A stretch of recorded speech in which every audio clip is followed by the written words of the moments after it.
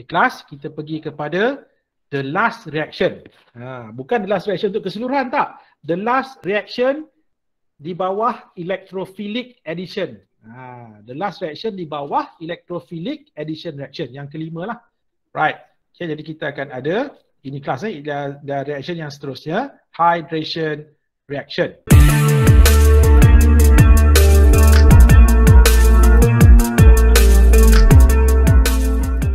So dalam hydration reaction ini, apa kita akan buat kelas? Okay, kita akan kita akan buat tindak balas antara alkin dengan apa tahu? Alkin kita akan tindak balaskan dengan water. Tapi water yang kita gunakan ni kelas bukan sebarangan air tau. Air yang kita gunakan dalam this reaction adalah air yang kita tambahkan dengan acid. Sebab tu dalam reaction ini dia dikenali sebagai acid catalyzed addition of water. Maksudnya water kita tambahkan a small amount of strong acid. Apa tujuan dia? This added acid, added strong acid ini, dia secara tak langsung dia punya peranan adalah sebagai catalyst dalam this reaction. Okay, dan apa kita akan dapat kelas daripada hydration of alkene ini? Kita akan dapat alkohol. Alkohol. You guys ingat lagi tak? Alkohol, kalau kita buat dehydration, dapat apa? Dapat alkin. Nampak Alkohol, kita buang air, remove air, singkirkan air daripada alkohol, kita akan dapat alkin. Alkin, you tambahkan air, dapat balik alkohol. Nampak tak? That's why saya dah beritahu sebelum ni, hydration ini, dia adalah reverse of apa? Dia adalah reverse of dehydration of alcohol. Dehydration of alcohol dapat alkin, tapi hydration of alkene kita akan dapat alkohol. Okay, dan inilah satu method lah sebenarnya, satu method untuk kita nak prepare alkohol daripada alkenes. Okay, dan seperti mana saya dah beritahu tadi kan, dalam dehydration kita akan gunakan strong acid, dan strong acid yang kita gunakan itu adalah diluted acid class. Sama ada kita boleh guna dilute solution of sulfuric acid ataupun kita juga boleh guna dilute solution of phosphoric acid. Okay, terpulanglah. Kalau dalam dehydration of alcohol, kita gunakan concentrated. Tapi dalam hydration of alkene, strong acid that we are using must be diluted strong acid. Strong acid yang cair lah. Okay. So dalam ni, kalau kita tengok kan, apa yang berlaku dalam hydration of alkene ni kelas, dia masih lagi apa tahu? Dia masih lagi kita kena apply Markov-Nikov's rule. Okay, kalau kita buat hydrohalogenation tadi, kan dalam hydrohalogenation kita tambah apa? Kita tambah hydrogen dan halide, halogen. Ini hydrohalogenation. Kan dalam hydrohalogenation kita tambah hydrogen dengan halogen. Tapi dalam hydration, kelas, dalam hydration kita akan add hydrogen dan hydroxyl. Nampak? Ini dalam hydration. So since dia masih lagi melibatkan addition of hydrogen, sebab itu kita masih lagi kelas akan apply Markov-Nikov's rule. Jadi maksudnya dalam hydration of alkene ini, we are still applying this Markov-Nikov's rule, di mana hydrogen is added to the carbon atom of the carbon-carbon double bond with greater number of hydrogen atoms. Okay. Sebab secara umum inilah di kelas. Nampak kita ada alkene. Okay, alkene bertindak balas dengan water. And then kita tambahkan apa ni kelas? Kita akan tambahkan, tadi itulah strong acid kan, sama ada phosphoric, diluted phosphoric acid ataupun diluted concentrate, diluted sulfuric acid ataupun diluted phosphoric acid, di mana dalam this reaction apa berlaku? So this 5 bond akan putus, and then kita akan buka 2 new branches here. Terus satu carbon kita masukkan hydrogen, satu carbon lagi kita masukkan hydroxyl. Nampak tak apa produk kita? Kita akan dapat alkohol. Okay, kelas ni. So ini untuk hydration of alkene. Daripada alkene kita akan dapat alkohol. Okay, satu contoh yang saya gunakan dekat sini. Nampak tak? Ni kita ada 2-methyl propene. Kelas ni nampak tindak balaskan dengan air in acid. Kita buat hydration lah. So nampak pi bond dia putus. So hydrogen akan masuk kat mana? Hidrogen akan masuk pada this carbon. Kenapa? So this carbon ada 2 H. Sebab tu dia jadi kat sini CH3. Nampak tak? Asalnya CH2 kan?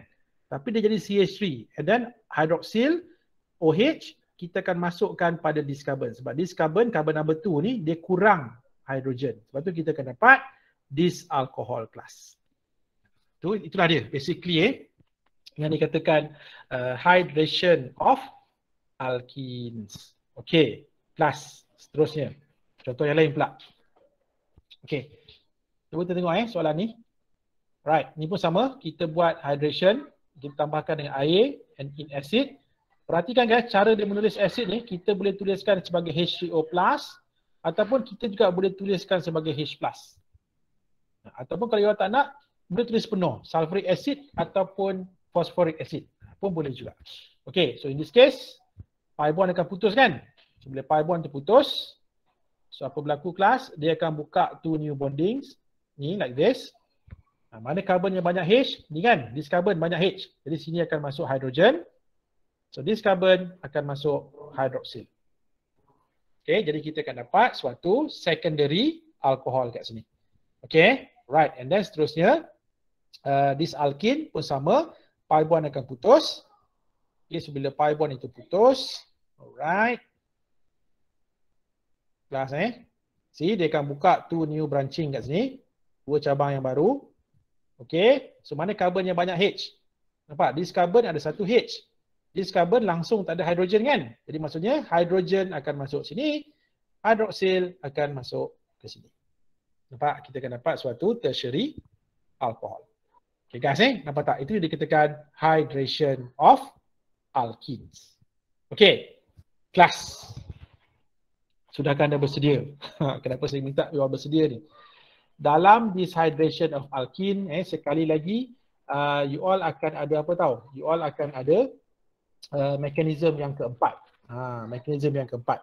So sebelum kita pergi pada mekanisme tu, kalau you all tengok sekali lagi soalan tutorial you all pun, okay, kelas nampak? Ada satu lagi soalan 6B ni, ada satu lagi reaction kan? Nampak? Tidak balas dengan air, and then ada apa ni kelas?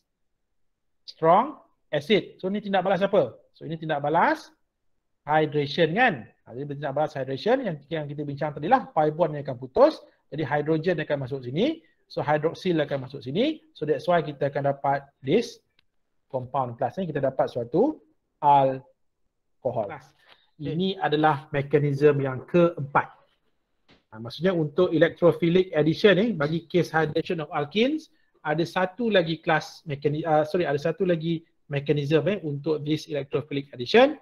This time adalah mekanisme untuk hydration of alkenes. Okay, jadi untuk this mechanism class, electrophilic addition yang melibatkan hydration of alkenes ni, dia akan melibatkan 4 steps. Ada 4 steps yang akan terlibat. Okay, dan dia agak panjang sedikit lah berbanding dengan mekanisme untuk hydrohalogenation of alkene kan. Dia ada 2 step saja. Kecuali kalau ada rearrangement, dia ada 3 step kan. Tapi kalau untuk hydration of alkenes, basically ada 4 step. Okay, apa 4 step? Yang pertama, formation of carbocation. Okay, sekali lagi kelas, when it comes to formation of carbocation, kita kena consider apa? Carbocation rearrangement. Sekiranya ada lah. Kalau ada, kalau boleh berlaku rearrangement, ini dikira sebagai step 2. Rearrangement of carbocation. Kalau tak ada rearrangement, terus pergi pada step yang ketiga tu. Ataupun dia kena step yang kedua. Electrophilic attack. Ini step yang seterusnya. Dan the final step class adalah penghasilan produk. Apa produk kita? Alkohol. Formation of alcohol. Okey, sempat tak ni Dah 12.50 dah ni. Okey, tak apa, kita tengok step yang pertama dulu. Okey, sekarang kita tengok dulu kelas. Mechanism untuk hydration of alkenes. Untuk step 1 dulu Okay, so here I'm going to use this example. Okay, kita ada this reaction class. Kita ada 2-methyl, 2-butene. Kita lakukan hydration. Okay, so kalau you tengok daripada this equation, kalau kita lengkapkan equation ini kelas, kita akan dapat apa ni? Jadi pi bond yang akan putus, kan? Jadi sini akan buka 2 branching yang baru. Jadi hydrogen akan masuk kat mana kelas? Hydrogen akan masuk pada this carbon. Hydroxyl akan masuk pada this carbon kan? So therefore kita akan ada, inilah dia. Kan kita punya produk kan? Inilah dia. You all akan dapat ini. Okay, cuma sekarang ni soalan minta apa? Soalan minta kita tunjukkan mekanisme untuk this hydration of this alkene. Okay, saya dah beritahu ada 4 step. Sekiranya kalau ada carbocation ion rearrangement ada 4 step. Kalau tak ada, dia jadi 3 step sajalah. Okay, so untuk this reaction, first step dia apa tahu kelas? First step dia adalah melibatkan formation of carbocation ion. Now we are going to look at macam mana terbentuknya this carbocation ion. Okay, kalau kita tengok kan, dalam hydration of alkene ini, nama dia hydration. Kan hydration, hydration means tidak balas dengan air. Tapi kalau you all nak tahu, water itself, air itu sendiri, dia adalah merupakan asid yang lemah. Kan, dia adalah merupakan asid yang lemah. Okay, you guys pernah belajar kan last semester. Dalam water, dia punya ionization is very small. So bila very small, penghasilan proton ataupun H+ dia punya concentration dia rendah guys. Concentration ni rendah. Jadi bila rendah, maksudnya kuantiti H+ itu tak banyak. Sebab itu, apa kita kena buat? Kita kena add strong acid. Guys, kita kena add a small amount of strong acid. Kenapa? Bila kita add a small amount of strong acid, apa akan berlaku? Dia akan hasilkan H3O+. And then, this H3O+ ni ataupun hydronium ion ni guys, inilah yang akan digunakan dalam penghasilan carbocation ion dalam step 1. Nampak tak? Okay, jadi macam mana cara dia? Macam ni kelas. Okay, nampak? Ini kita punya alkene tadi. Kan kita punya alkene. Okay, sekarang kita tahu H3O+ adalah apa? Adalah electrophile. Kan electrophile kan? Hydronium ion which is an electrophile. So carbon-carbon double bond adalah nucleophile. Jadi apa yang berlaku dekat sini guys? This alkene akan tarik this H3O+, okay, dia macam ni lah. Daripada H3O+ ni apa akan berlaku? Ini kelas ni. Okay, this alkene, dia akan gives a pair of electron to this hydrogen. Okay, hydrogen daripada H3O+, jadi secara tak langsung dia akan tarik H2 keluar. Kan, dia akan tarik H2 keluar dan H ni akan keluar sebagai H+. Dan dia samalah seperti mana yang kita bincang tadi. So this hydrogen ion akan masuk dekat mana? Dia akan masuk pada carbon of the carbon-carbon double bond yang mempunyai more number of hydrogen. So in this case, which carbon class? This carbon. Kenapa? Sebab this carbon ada satu H. This carbon tak ada hydrogen. Jadi hydrogen yang keluar daripada H3O+ ni akan masuk dekat this carbon. So meaning that this pi electron ni, ini akan membentuk ikatan dengan this hydrogen ion. So apa kita akan dapat? Kelas, okay, kita akan dapat this carbocation ion. Nampak tak ni? Carbocation ion kelas apa ni kelas? Ini kan adalah tertiary carbocation ion. Okey. Dan bila H+ ini keluar, apa jadi pada ikatan ini? Nampak? So this bond akan breaks. So bila this bond breaks, ini kan ada sepasang elektron dekat sini kan? So bila dia putus, dia akan kembali semula kepada oksigen. Bila kembali semula pada oksigen, kita akan dapat apa ni kelas? Kita akan dapat apa? Kita akan dapat water molecule. Okay, nampak tak ni? Ni bila putus So ini dia akan hasilkan ni. What is this? Water molecule. Nampak tak kelas? Dia akan menghasilkan air. Okey, dan nampak tak kita dapat apa? Kita akan dapat tertiary carbocation ion. So since tertiary carbocation ion, betul kita kena tengok berlaku ke tidak kan rearrangement. Jadi dalam kes ini tak adalah. Sebab tertiary carbocation ion kan yang paling stable. Sebab tu dia tidak akan berlaku. Step yang melibatkan carbocation ion rearrangement tidak akan berlaku dekat sini. Okey kelas inilah the first step. Nampak the first step penghasilan carbocation ion dan juga water molecule. Nampak tak water molecule dihasilkan dekat sini. Okey, seterusnya dalam step yang berikutnya adalah what we call as electrophilic attack. Okey, so electrophilic attack. So in this electrophilic attack, okay, dia macam ni kelas. Tadi kan dalam step 1 kan air dihasilkan kan? Kan air dah dihasilkan. You all pun dah tahu air, water, kan water ini dia kan dual nature. Maksudnya water boleh jadi nucleophile, water juga boleh jadi electrophile. So dalam case step 2 ni kelas, apa yang berlaku adalah water akan jadi nucleophile. Jadi bila water jadi nucleophile, apa berlaku? Ini carbocation ion adalah electrophile. Jadi this water molecule dia akan gives a pair of electron to this carbocation ion. Okay kelas dia akan bagi sepasang elektron pada this carbokation. Okey, walaupun namanya electrophilic attack kan, tapi sebenarnya yang memberikan elektron kepada carbokation adalah water tu guys. Water itu akan gives a pair of electron to this carbokation, or in other words dia akan buat a new covalent bond with this carbokation. So kita akan dapat this species. Apa ni kelas? Inilah apa yang disebut sebagai protonated alcohol. Protonated alcohol. Okey, ataupun alkohol yang mempunyai additional proton. Okey, seterusnya kan ini electrophilic attack. Okey, and then the last step, kejap sekali lagi saya akan stop sikit lagi dah nak habis ni. Okey kelas, and then in the final step apa yang berlaku adalah barulah terbentuknya alkohol. So daripada mana datangnya alkohol ni? Through elimination of hydrogen ion. Okey kelas, nampak tak? Ini tadi kita punya protonated alcohol kan? Jadi sekarang ni untuk protonated alcohol nak jadi alkohol, dia kena remove salah satu daripada hidrogen ini. Baru kita akan dapat alkohol. Sebab alkohol ni cuma OH. Ini OH2. Dia kena remove satu H+. Jadi macam mana H tu akan dikeluarkan? Okey, kan dalam kita punya tindak balas tu kan kita gunakan air. Banyak air kan? Jadi another water molecule akan buat apa? Another water molecule akan abstract one of the hydrogen dekat oksigen ini keluar. Dengan secara tak langsung dia akan bagi sepasang elektron kepada salah satu daripada these two hydrogen ini. Okey, dia akan ataupun in other words dia akan tarik hydrogen ini keluar guys. Bila tarik hydrogen keluar, hydrogen ini dia akan keluar sebagai H+.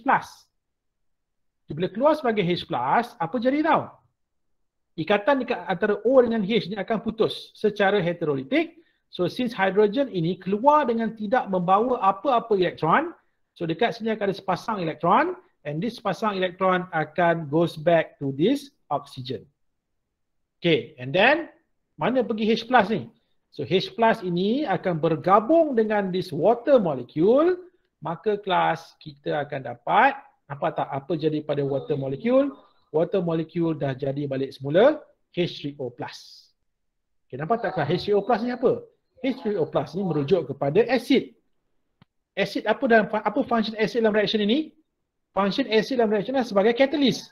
Nampak tak kelas? Dalam step 1, dia dalam keadaan H3O+, selepas reaction pun dia akan keluar balik sebagai H3O+. Sebab apa? Sebab acid adalah catalyst. Dia akan keluar balik. Nampak tak? And then apa jadi pada kita punya produk yang satu lagi? Nampak tak kelas? Daripada protonated alcohol C, kita dapat apa? Kita dapat alkohol. Nampak tak? Alkohol, which is kita punya main product in this reaction. Okay, so nampaklah guys, inilah dia lone pair tadi kan, datang daripada lone pair ni. Asalnya lone pair yang ni datang daripada inilah ikatan ini. Dia kembali semula kepada oksigen. Okay, so kita akan dapat balik ni. Dan satu lagi kelas saya nak ingatkan kat sini, sebab inilah protonated alcohol, you guys jangan lupa letakkan charge ni dekat oksigen. Sebab kalau you kira this oksigen, dia punya formal charge dia adalah positive 1. Sebab tu untuk protonated alcohol pada oksigen here, kita kena letak positive charge here guys. Okay, right. So guys, inilah dia basically yang dikatakan mekanisme untuk apa? Hydration of alkenes. Okay, hydration of alkenes.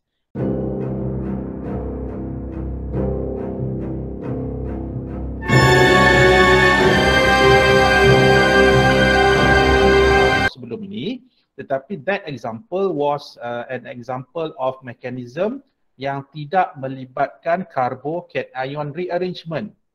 Okay, seperti mana yang saya dah bagi tahu you all sebelum ni kan, banyak kali dah saya bagi tahu when it comes to reaction mechanism, especially the one that involves formation of carbocation, kita kena sentiasa consider berlaku atau tidak carbocation rearrangement. If there is possibility guys untuk berlakunya carbocation rearrangement, kita kena buat carbocation rearrangement first, and then barulah kita proceed dengan next step. Okay, now let's look at this example class second example untuk mechanism bagi hydration of alkene. Okay, so what do we have here? Kita ada suatu alkene. Ini pun kalau you all nak namakan, apa ni kelas? Kalau kita namakan So the longest carbon chain is 1, 2, 3, 4. Jadi kita ada 1 butene kan? Kita ada 1 butene. Kita ada 2,2-dimethyl guys. Kita ada 2,2-dimethyl 1-butene which is an alkene. So apa kita buat? Kita tindak balaskan dengan air in the presence of sulfuric acid. You all ingat lagi kan kenapa ditambahkan strong acid? Sebab kalau kita just gunakan air sahaja, air ini bukanlah suatu it is a very weak acid lah. Air satu acid yang sangat lemah. That's why dia punya concentration, that's why dia punya kepekatan H+ itu agak rendah. So that's why kita kena add a small amount of strong acid supaya bila air kita tambahkan dengan strong acid, kita akan dapat apa kelas? Kita akan dapat H3O+ ini. So inilah nanti yang akan digunakan dalam this reaction. That's why sulfuric acid ni must be added. Dan satu lagi, kenapa kita tambahkan sulfuric acid? Tujuannya adalah sebagai catalyst in this reaction. Sebab tu reaction ini guys, dia juga dikenali sebagai apa? Dia juga dikenali sebagai acid catalyzed hydration. Sebab tu kita kena tambahkan acid dekat sini, strong acid. Okay, so kita tahu daripada hydration of alkene ini, apakah produk yang kita akan dapat? Kita akan dapat suatu alkohol. Suatu alkohol. So in this case guys, macam mana kita nak tuliskan the mechanism for this reaction? Okay, so in the previous lesson kita dah discuss benda ni. The first step guys, the first step in this mechanism bagi hydration of alkenes melibatkan formation of carbocation. Okay, now let's look at macam mana carbocation ini terbentuk. Dia macam ni.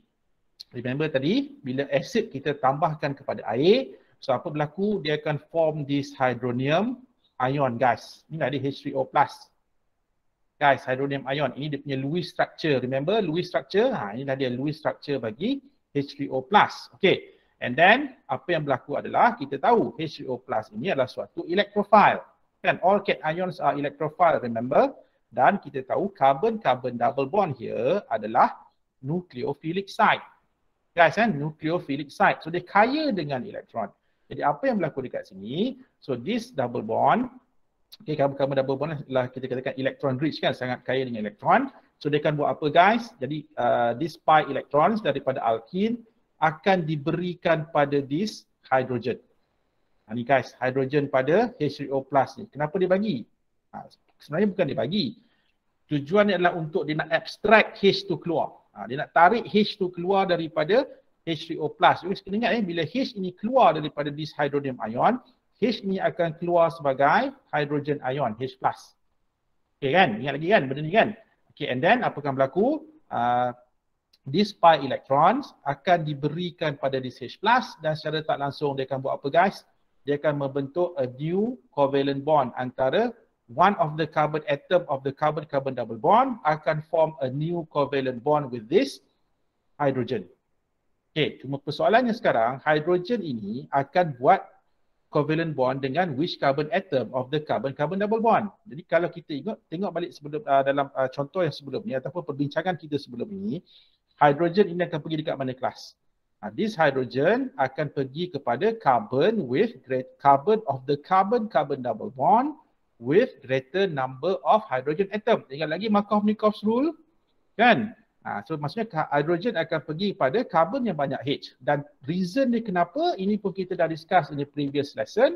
The reason behind apa yang berlaku ini adalah sebab dia tujuannya adalah untuk menghasilkan more stable carbocation. Okay, jadi dalam case ini guys, so hydrogen ini akan pergi pada which carbon?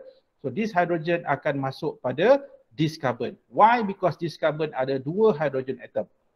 Carbon ini cuma ada satu saja H. So dia akan pergi kepada carbon with more hydrogen atom. So that's why kalau kita tengok kan, kita akan dapat apa tahu kelas?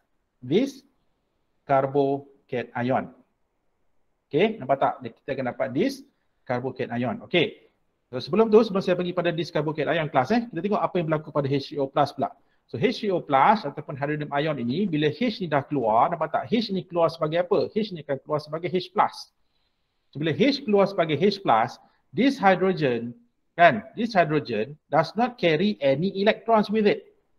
Dia tak bawa elektron. Dia keluar tu sehelai sepinggang. Dia keluar tu electronless. Tak ada elektron. Jadi maksudnya, originally antara this H dengan this oxygen kan dia form covalent bond kat sini. So bila H ni keluar, H tak bawa elektron. Kenapa H tak bawa elektron? Sebab oxygen is more electronegative than hydrogen. Jadi bila putus, that's why dia putus secara heterolitik guys. Sebab dia putus kat sini, nampak arrow ni. So dia putus secara heterolitik. Maksudnya bila H tu keluar sebagai H+, akan ada sepasang elektron dekat sini. So this sepasang elektron akan kembali semula kepada this oksigen. Dan kita akan dapat apa kelas? Kita akan dapat water, okay. Ini kelas kita, dia tak tuliskan kat sini sebab kita kena tunjukkan. Kita akan dapat, so apa yang berlaku kat sini so ini kita akan dapat water molecule class. Kita akan dapat molekul air. Okay. And then tadi kembali semula pada carbocation. Nampak tak guys? Bila H masuk pada carbon yang of the carbon-carbon double bond with greater number of hydrogen atom, nampak kita akan dapat secondary carbocation. Okay, apa saya tunjukkan juga. What if, you guys tengok saya ulang balik sekali lagi. What if kalau hydrogen yang keluar ni pergi pada this carbon? Guys, kita tengok apa akan jadi. So kalau hydrogen ion ini masuk kepada this carbon, ni carbon yang kedua ni guys, nampak tak kita akan dapat apa? Dia akan hasilkan, nampak guys nampak? Dia akan hasilkan ni. What is this? Ini adalah primary carbocation. Nampak tak guys? Kita akan dapat primary carbocation. Tapi kalau H masuk pada carbon yang banyak H, dapat apa? Secondary carbocation. Okey, primary dengan secondary, mana lebih stable? Kelas, mana lebih stable antara primary carbocation dengan secondary carbocation? Secondary. Yes, good. Secondary carbocation is much more stable than primary carbocation. So that's why in this case, sebab itulah hydrogen tak masuk pada carbon yang kurang H. Okay, sebab kalau dia masuk pada carbon yang kurang hydrogen, so dia akan menghasilkan less stable carbocation. And class, that is the reason behind Markov-Nikov's rule. Itulah dia. Kenapa hydrogen masuk pada carbon of the carbon-carbon double bond with greater number of hydrogen atoms. That's the reason class. Itulah tujuan dia. Okay, itu satu part lah. Okay, saya tahu mungkin some akan terfikir, okay sir, betul sir kan kita dapat primary kan? Kita dapat primary. Tapi sir, kenapa kan dia boleh buat rearrangement? Kan carbocation boleh buat rearrangement kan? Okey, betul. Memang carbocation ion boleh buat rearrangement kelas, tetapi kalau you all tengok primary carbocation ion ni, kalau dia buat rearrangement, dia boleh hasilkan apa?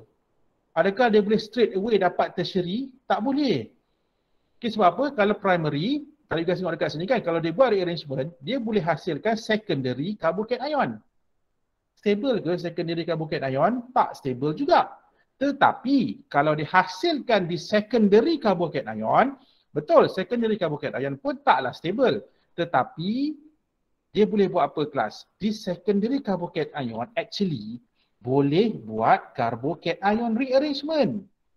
Di mana daripada secondary dia boleh buat 1 to apa? 1 to which shift dia akan buat kelas? Dia akan buat 1 to methyl shift ataupun 1 to methanide shift, di mana daripada secondary dia boleh hasilkan apa kelas? Dia boleh hasilkan tertiary carbocation. Nampak tak?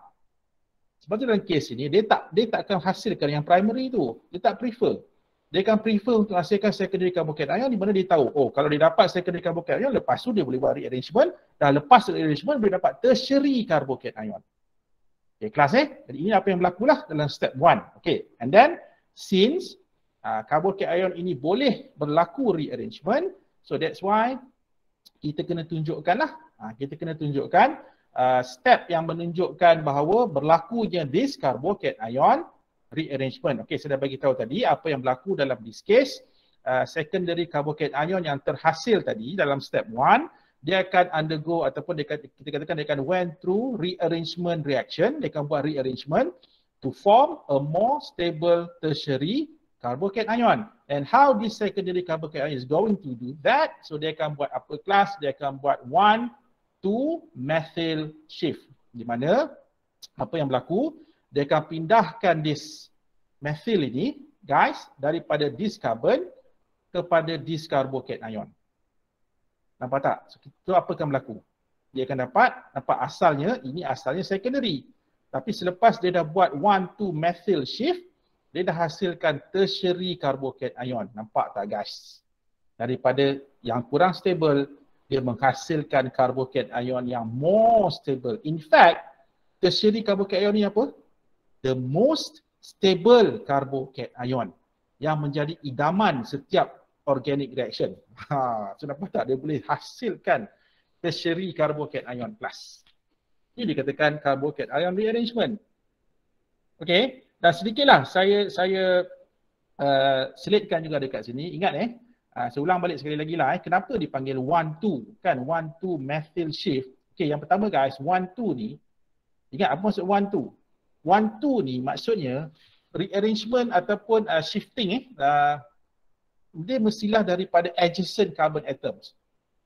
Ataupun kita katakan shift tu mesti antara carbon dengan carbocation ion ataupun carbon yang bersebelahan dengan carbocation ion. Itu yang boleh buat shift guys. Dia tak boleh macam mana tahu? Katakanlah macam ni guys contoh lain lah, contoh lain. Katakanlah carbocation ion itu dekat sini. Ini carbon number 2. Kan carbon number 1, carbon number 2. Dia tak boleh shift tu daripada carbon ini shift ke sini, tak boleh. Tak boleh guys. Itu bukan 1,2 shift. 1,2 shift mestilah berlaku antara carbon yang betul-betul bersebelahan dengan carbocation ion. Itu boleh. Tapi kalau carbon itu 3 carbon selepas carbocation ion, tak boleh guys. Dia mesti betul-betul bersebelahan dengan carbocation ion. Itu yang boleh buat shift. Okay everyone Jadi dalam kes yang bawah ni salah lah ni. Ni tak boleh It won't happen this way. Itu bukan carbocation ion rearrangement. Okay. So guys please take note benda ni Okay. And then nampak tak? Dah dapat tertiary carbocation ion. Lepas tu barulah proceed dengan the final step. Di mana dalam final step apa yang disebut sebagai electrophilic attack. Di mana in this case guys, apa yang berlaku adalah water molecule akan bertindak balas dengan tertiary carbocation ion tadi. Jadi in this case apa akan berlaku? Water molecule akan gives a pair of electron. Daripada oksigen kan ada 2 lone pair kan. So dia akan bagi sepasang elektron pada this carbocation ion. Ataupun in other words guys, apa yang berlaku? Dia akan form protonated alcohol. Jadi kita akan dapat suatu protonated alcohol. Okey, dan kalau guys perasan apa tak? Dekat oksigen ni, dia positively charged kat sini. Jadi guys jangan lupa tuliskan tu. Sebab kan ada yang tadi, kenapa positif sir kan? Dia macam ni. Kalau you all kira ni, cuba kira formal charge of oksigen ni guys. 6 minus 2 minus 3, berapa? Plus 1 kan? Sebab tu dia akan mempunyai charge plus 1 dekat atas ni. Dekat oksigen tu it is positively charged guys. Okay, and seterusnya step yang berikutnya kelas. Ini bukan step terakhir ni, ini ada satu lagi, the final step. Di mana apa yang berlaku adalah this protonated alcohol, dia akan buat apa guys? Dia akan jadi alkohol. So macam mana protonated alcohol nak jadi alkohol? So protonated alcohol mesti remove proton. Kan mesti berlaku deprotonation. Dia mesti buat dia akan deprotonize dia punya proton ataupun dia singkirkan proton. So macam mana nak singkirkan proton? Apa yang berlaku dalam the final step guys, step number 4 adalah begini. Okay, and then ada lagi another water molecule akan buat apa? Another water molecule akan abstract H daripada oksigen ini keluar. So bila H ini keluar, dia akan keluar sebagai H+. Dan macam mana water ni akan tarik? Dia akan give a pair of electron to this hydrogen. And then dia akan tarik H tu keluar sebagai H+. So bila H keluar sebagai H+, the bond between this hydrogen and this oxygen akan broken, akan putus secara heterolytically, secara heterolitik. So this pair, electron pair here akan goes back to oxygen. Okay, and then apa jadi pada water? Water molecule akan form, nampak tak guys apa ni? Dia akan form balik semula H3O+. Apa itu H3O+? H3O plus ni actually represent acid. Nampak tak kelas? Dia adalah acid dan kita tahu apa function acid dalam this reaction. Function acid dalam this reaction adalah sebagai catalyst. Nampak tak kelas? At the end of the day, selepas berlaku reaction, acid ini dia akan flush out balik, dia akan keluar balik. Itu dia katakan catalyst. Catalyst tak terlibat dalam reaction. Kalau dia terlibat dalam reaction, dia masuk sebagai acid, dia keluar sebagai benda lain. Nampak tak? Itu bukan catalyst. Tapi kalau catalyst guys, dia masuk dalam reaction, kan? And then dia assist reaction itu sepenuh. And then, tapi at the end of the reaction, dia akan keluar balik dalam bentuk acid juga. Itu adalah catalyst. Sifat catalyst. Nampak guys eh? That's why nampak. Sebab tu this reaction dikenali sebagai acid catalyzed reaction. Because acid itu at the end of the reaction, dia akan keluar kembali sebagai acid juga. Dan perhatikan apa yang berlaku pada protonated alcohol. So protonated alcohol dah tukar jadi alcohol, which is kita punya main product in this reaction guys. Okay, so nampak tak? So inilah dia yang dikatakan mekanisme untuk hydration of alkenes. Okay, yang melibatkan apa? Yang melibatkan carbo-cation rearrangement. Before this tak ada rearrangement. Contoh yang sebelum ini. Tapi contoh ini dia ada berlakunya carbo-cation rearrangement class. Okay, seterusnya. Right. Guys, now let's look at question number 9. Okay, question number 9 ni of your tutorial 12B. Okay, so kita baca soalan ni sama-sama. Okay, alkenes can undergo addition reaction. Ataupun lebih tepat, alkenes boleh berlaku apa? Electrophilic addition reaction with diluted acid solution to give an alcohol. Reaction apa ni kelas? Inilah dia reaction hydration. Kan, hydration lah. Berlakunya hydration. Okay, sekarang ni dia macam ni. Soalan ini kita ada 3 alkene yang berbeza. Kelas, kita ada apa kat sini? Kita ada ethene, kita ada propene, dan kita ada 2-methyl propene.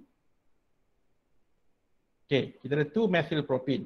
Okay, soalannya sekarang, dia beritahu macam inilah. Kan? Ketiga-tiga alkene ini, apabila kita buat this acid catalyzed hydration, so apa yang berlaku adalah, bila kita susun these 3 alkenes in order of reactivity, dan in order of dia punya kereaktifan lah towards this acid catalyzed hydration. So didapati bahawa 2-methyl propene adalah yang paling reaktif. Guys, yang paling reaktif. Okay, bila kita sebut paling reaktif ni, maksudnya bila berlaku reaction, dia akan react the fastest. Dia akan react yang paling cepat. Itu maksud dia guys. Itu maksud dia yang dikatakan bila saya katakan 2-methyl propene, ini 2-methyl propene kan. So dia yang paling reaktif. And then followed by propene. Nampak tak? So di mana propene less reaktif berbanding dengan 2-methyl propene. Dan yang paling kurang reaktif ataupun the least reactive towards this acid catalyzed reaction adalah ethene. Ataupun jadi katakan ethene akan react the slowest. The slowest guys. Apabila kita buat this reaction ni, acid catalyzed hydration ni, ethene yang akan bertindak balas paling slow. Paling slow. Okay, soalannya sekarang, kenapa begini? Kenapa begini? Kenapa 2-methyl propene the fastest? Dia punya reaction rate. Kenapa ethene yang paling slow, paling perlahan, paling kurang reaktif? So itulah apa yang soalan ini minta you all buat. Explain why, kenapa kan berlakunya begini. Okay, kelas jadi to answer this question, okay, kita kena balik semula kepada hydration of alkenes kan. So, sekarang kita tahu dalam acid catalyzed hydration of alkenes, apa berlaku pada alkene kelas? Okay, ingat lagi tak mekanisme? Mekanisme alkene yang kita bincang tadi dalam lesson sebelum ni kan. Okay, kita ambil contoh ethene. Okay, ethene sebelum dia dapat alkohol, ethene akan produce apa dulu? Ethene akan produce carbo-cation kan. Di mana kita tahu ethene, okay, kalau dia berlaku this reaction, the first step kan, the first step dalam mechanism of hydration of alkene ini, nampak tak? Ethene dia akan produce primary carbo-cation. Nampak tak guys? Primary carbo-cation. Propene akan produce apa? propene pula, dia akan produce secondary carbocation. While 2-methylpropene, dia akan produce tertiary carbocation. Okay, ingat ini dalam mekanisme. Step 1 of mechanism of hydration of alkene. Kelas nampak tak? Sebab tu you all diperkenalkan mekanisme ini. Sebenarnya tujuan you all diajar mekanisme supaya you all faham apa yang berlaku dalam reaction tersebut. Dan inilah dia application dia. Nampak tak? Daripada mekanisme kita boleh nampak kenapa reaction tu slow, kenapa reaction tu cepat, kenapa reaction itu tengah-tengah, tak not too slow, not too fast kan. Okay, actually dalam case hydration of alkene ni, how fast or how slow the reaction bergantung kepada stability of carbocation form. Guys, stability of carbocation form in the reaction. Okay, sekarang kita tahu 2-methylpropene dia akan hasilkan tertiary carbocation. What is it? The most stable carbocation. While ethene dia menghasilkan primary carbocation which is the least stable carbocation. So apa kaitan carbocation ini dengan reactivity? Dia macam ni kan kita dah bincangkan kelas. Okay, remember this. Okay, guys, remember this. The more stable the carbocation, the faster its rate of formation. Ingat guys, lagi stable carbocation itu, lagi cepat dia punya rate of formation ataupun kita katakan lagi apa ni? Macam nak cakap maksud carbocation itu lagi senang untuk dihasilkan oleh reaction tersebut. Contohnya kan kita tahu 2-methylpropene dia akan hasilkan tertiary carbocation. So tertiary carbocation adalah carbocation yang paling stable. So bila paling stable, apa berlaku pada reaction tersebut? Reaction tersebut akan suka guys, dia akan suka ataupun dia akan senang menghasilkan this tertiary carbocation. Sebab benda yang paling stable. Bila benda yang paling stable, dia akan hasilkan dengan cepat, dia akan hasilkan dengan banyak. Guys, berbanding dengan primary carbocation, kita ambil contoh ethene. Okay, ethene, dia akan hasilkan primary carbocation. Dan dalam kes ethene ni, dahlah primary carbocation. Lepas tu tak boleh pula buat rearrangement. Jadi, kalau you sebagai ethene, kan, of course lah kita tahu, ini reaction ini akan jadi sangat perlahan lah. Sebab apa? Sebab primary carbocation ini, nak hasilkan dia, okay, sebab dia benda yang tak stabil guys. Bila tak stabil, maksudnya dia akan memperlahankan reaction tersebut. Berbanding dengan kalau carbocation itu adalah more stable. Sebab tu in this case guys, since tertiary carbocation adalah most stable, primary adalah least stable. Sebab tu saya nak share pada you something kat sini. Guys, cuba you all tengok ni. Okay, jadi apa yang berlaku bila kita susun, that's why dia punya arrangement dia like this guys. Sebab itu 2-methylpropene, sebab dia yang paling reaktif. Sebab apa? Sebab dia adalah reaction itu terhasil ataupun dia melibatkan pembentukan tertiary carbocation. Tetapi ethene adalah the least reactive. Kenapa? Sebab dia adalah dia menghasilkan primary carbocation kan, yang paling kurang stable. Jadi the point here is guys, the order of this reactivity towards acid catalyzed hydration ini, dia akan berkait rapat dengan apa tau? Berkait rapat dengan stability of carbocation, di mana kalau kita tengok kan 2-methylpropene reacts the fastest because dia menghasilkan tertiary carbocation. Kan, tetapi ethene reacts the slowest because dia membentuk primary carbocation. Sebab tu dia yang paling slow. Sebab dia yang paling kurang stable. Okay, sebab tu dia akan jadi perlahan lah. Ini dia punya reaction rate. Okay, dan satu yang saya nak share ni kat sini. Nampak tak guys? Ni satu data lah. Saya nak tunjukkan pada you all. You guys tengok Nampak tak? Ini ethene kan? Guys, nampak tak ethene? You guys tengok berapa dia punya rate. Rate dia adalah 1.0.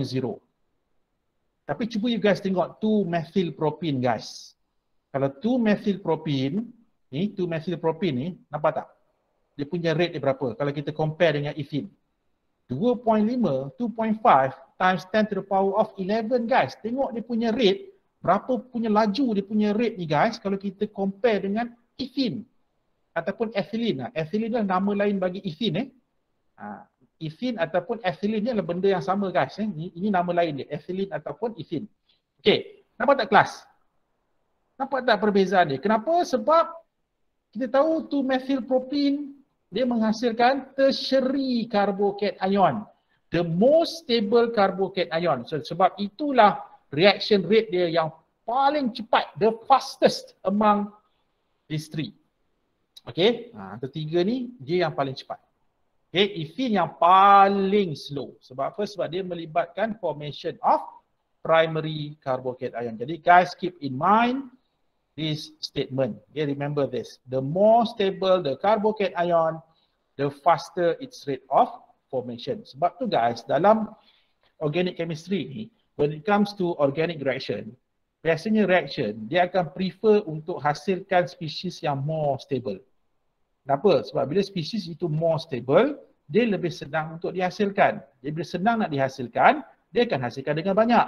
Bila dihasilkan dengan banyak, itu yang kita akan dapat major product tu kelas. Sebab tu, reaction yang melibatkan carbocation yang tak stable ini, so dia akan menghasilkan minor product. Dia akan jadi minor product. Sebab apa? Benda yang tak stable ni, reaction tu tak prefer nak hasilkan. Kalau dia kena hasilkan juga, mungkin dia akan hasilkan dalam kuantiti yang sedikit sahaja. Sebab apa? Sebab tak stable. Yang stable itu yang akan jadi major product plus. Okay, so I hope with this question number 9 ni dan juga with this explanation, you all dah faham kenapa stability of carbocation sangat mainkan peranan dalam menentukan how reactive bagi suatu organic compound itu towards sesuatu chemical organic reaction. Organic reaction class. Okay, alright.